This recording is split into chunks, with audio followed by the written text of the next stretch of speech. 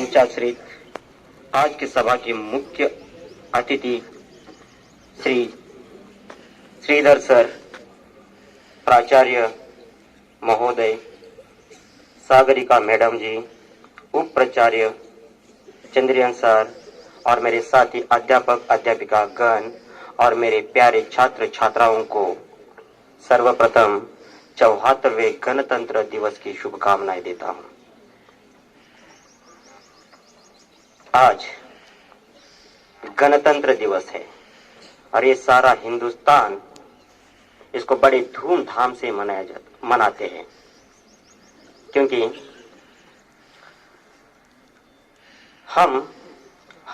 हमारा इतिहास ही ऐसा है कि हम बहुत अच्छी तरह से देखते हैं हमारे दुश्मनों को भी। जैसे कि देखिए, हम अपनी जान के दुश्मनों को अपनी जान समझते हैं। हम अपनी जान के दुश्मनों को अपनी जान समझते हैं। मोहब्बत के इस मिट्टी को हिंदुस्तान कहते हैं, हिंदुस्तान कहते हैं। देखिए, मैं एक शब्द अभी अभी कहा था कि हिंदुस्तान।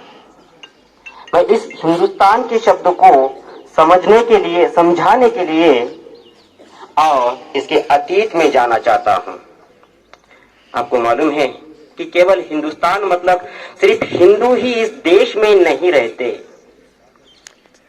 क्योंकि हिंदू जो शब्द बना था कि हमारे वैदिक काल से लेकर आधुनिक काल तक आते आते इसका परिवर्तन बहुत ही ज्यादा हो गया है। हिंदू मतलब सभी कम्युनिटी का, सभी समुदाय का एक एक शब्द होता था कि भारत देश प्राचीन काल में बहुत ही समृद्ध था। यहाँ की अपनी व्यवस्था ऐसी थी कि सभी को इज्जत देती थी, मर्यादा देती थी, क्योंकि भारत देश के अतीत में सभी को समान देखने का माहौल था। क्योंकि भारत देश एक दिन में नहीं बना और इसका निर्माण भी किसी ने नहीं किया, क्योंकि बहुत सारे लोग बोलते हैं कि वास्को डी गामा या किसी और ने समुद्र की खोज से है ना भारत देश को खोजा गया, लेकिन भारत देश का अस्तित्व तो पहले से ही था, क्योंकि इसको बनाने के लिए किसी की जरूरत नहीं पड़ी थी, क्योंकि हमारा एक अस्तित्व था, बहुत समृद्ध था प्राचीन भारत देश। यहाँ पर लोग एक दूसरे से आप्यायता से रहते थे, प्रेम से रहते थे, लेन देन था, अपनी मर्यादाएं थी, अपनी सीमाएं थी, सब कुछ ठीक था।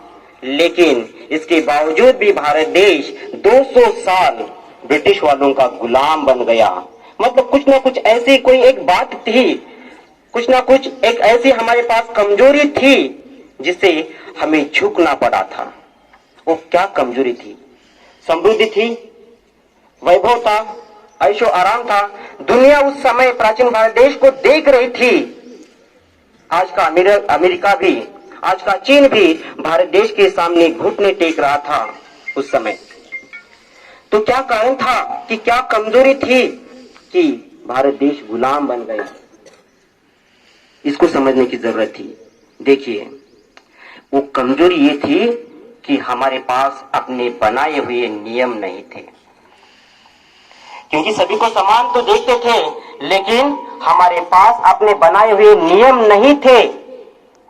अगर नियम नहीं होगा, कोई भी संस्था हो, कोई भी कंपनी हो, कोई भी स्कूल हो या फिर खुद आप हो, अगर मान लो आपको अपने नियम नहीं रहेंगे, किसी संस्था के अपने नियम नहीं रहेंगे, तो उसके ऊपर नियम लगाने वाले लोग आ जाएंगे, है या नहीं?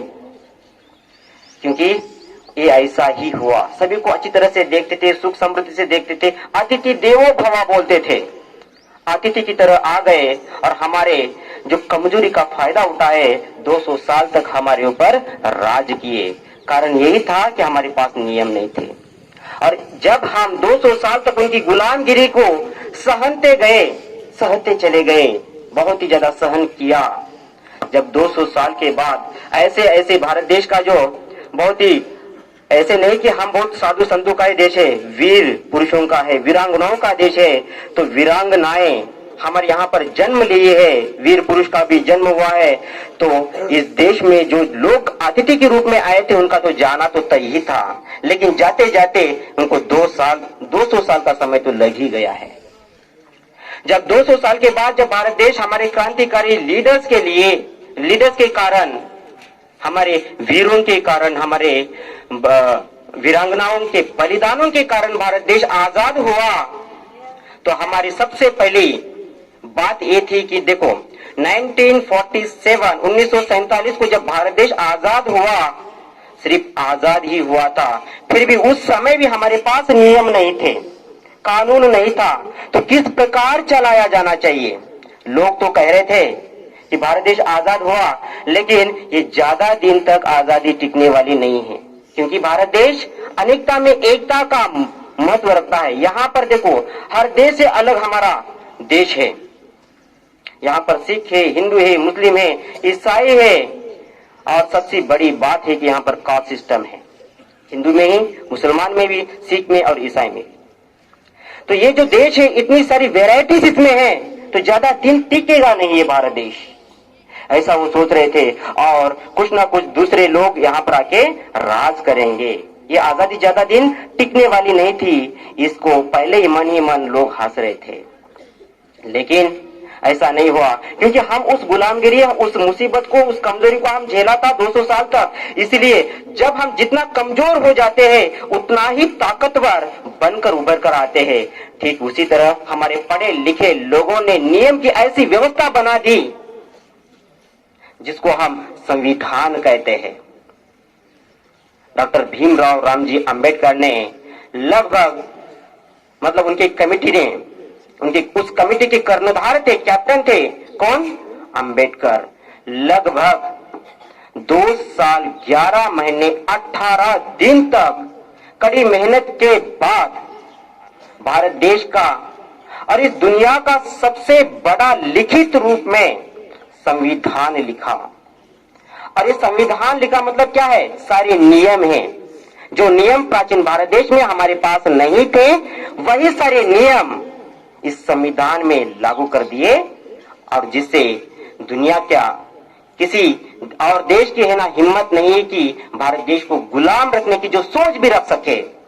इतने सारे नियम हैं, क्योंकि प्रथम भारत देश के लोग ही, भारत देश के नागरिक ही इस भारत देश के नेता बनेंगे, ये संविधान में लिखित रूप से है। इसलिए कुछ फॉरेनर्स हमारे देश में आएंगे, लेकिन फिर भी है ना वो नेता लोग नहीं बनेंगे, ऐसे भी नियम लगाए, क्योंकि हम उनको अतिथि के रूप में सम्मान किए थे उस समय।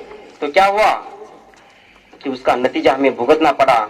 अब हम अपनी गलतियों को सुधार लिए, अपनी गलती को, अपनी त्रुटि को हम सुधार लिए, और सबसे बड़ा नियम की जो किताब है, कानून की किताब है, संविधान के रूप में हमारे सामने प्रस्तुत किया गया। देखिए ऐसे ऐसे नियम हैं। लगभग 13 किलो का वो संविधान, मूल रूप में कितना किलो का है? 13 किलो का संविधान है। 1 किलो की किताब बहुत ही मोटी होती है ना, 1 किलो की जो किताब होती है उसमें बहुत सारे नियम रहते हैं, लेकिन ये 13 किलो का जो संविधान होता है, कितने सारे नियम होंगे इसमें, कितनी सारी अच्छी अच्छी बातें होंगी, कितने लोगों का सोचकर, कितने लोगों के बारे में सोचकर इसको बनाया गया होगा, या नहीं? तो ठीक इसी प्रकार कुछ व्यवस्था को चलाने के लिए नियम का होना जरूरी होता है। ठीक, आप छात्र हैं, आप भी, आपको तो जिस प्रकार भारत देश में एक संविधान है, उसी प्रकार आप छात्र हैं, तो आपके छात्र के जीवन में उस नियम को आपको लाना चाहिए, खुद के नियम। कोई अंबेडकर तो नहीं आएंगे और एक बार और दूसरा संविधान लिखने के लिए। आपके जीवन, आपका जो जीवन है उसको उज्जवल बनाने के लिए खुद आप आपका संविधान लिखो। हर रोज क्या क्या करते हैं, क्या क्या नहीं करते हैं, क्या करना चाहिए, क्या नहीं करना चाहिए, और अगले 10 साल के बाद मुझे क्या होना चाहिए, ऐसा नियम, ऐसा संविधान, खुद का संविधान एक लिखते चले जाओ। और उसको लिखना नहीं, उसको फॉलो करते चले जाओ, उसका अनुसरण करते चले जाओ, तो आपका जीवन बहुत उज्जवल होगा। जब आपका जीवन उज्जवल होगा तो भारत देश का भविष्य उज्जवल होगा, क्योंकि भारत देश का जो भविष्य है आप ही के ऊपर निर्भर है।